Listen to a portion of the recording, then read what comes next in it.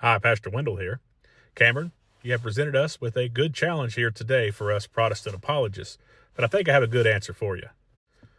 Let's look at these eyewitness accounts, the ones that you present in your video, in reference to what we find in the Bible pertaining to Jesus being seen by over 500 people, and see if categorically they fit together, which I don't believe they do. In the eyewitness account of Jesus post-resurrection, we find not only was he seen by more than 500 people, but he was in different locations at different times. He was walking the earth. He even had breakfast with the apostles on the beach.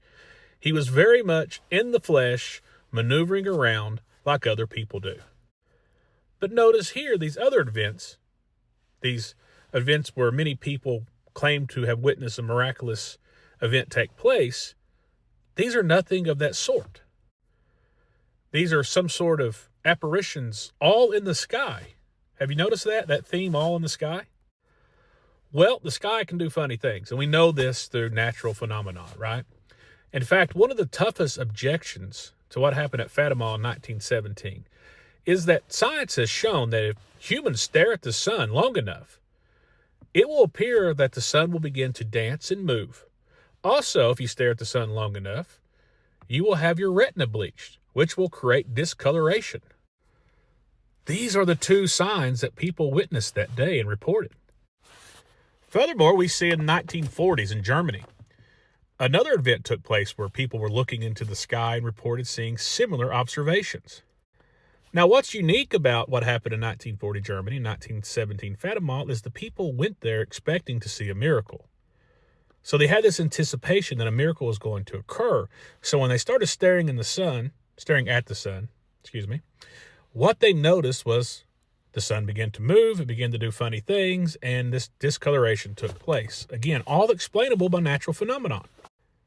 So I believe these people really thought they saw something, but because they were going into it with this understanding that they were hoping to see a miracle, they automatically assumed what they saw was the miraculous. And also in Fatima, we had people who didn't stare at the sun that claimed that they saw nothing that day. So we do find there are some contradictions in the account. And also, there were photographers on the ground who took pictures of people on the ground, but nobody captured in the sky what happened that day. Nobody else around the globe reported the sun doing funny things.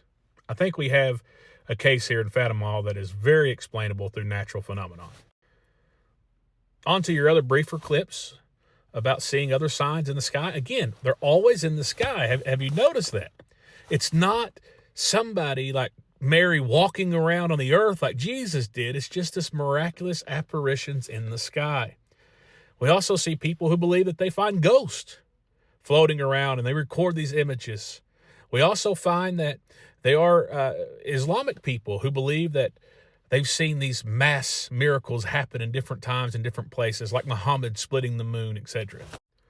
So an eyewitness account of something very real, something on the earth and the here and now present in front of you, is very different than looking into the sky and seeing some discolorations or seeing what appears to be an apparition of some sort.